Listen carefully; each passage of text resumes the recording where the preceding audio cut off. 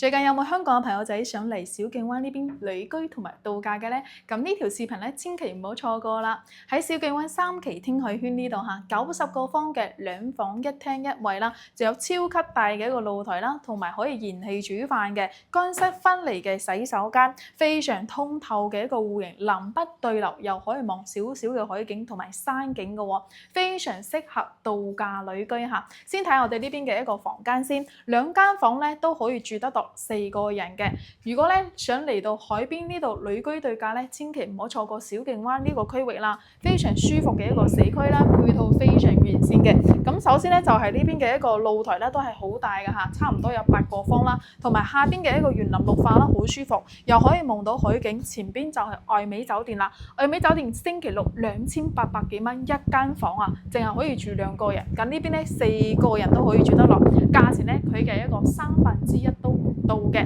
如果咧想嚟惠州海邊呢邊旅居同埋度假咧，可以隨時揾曉晴嚇，報你嘅日期、人數同埋預算啊，同埋想要嘅戶型咧，曉晴俾你最實在嘅一個報價啦。OK， 下期再見啦，拜拜。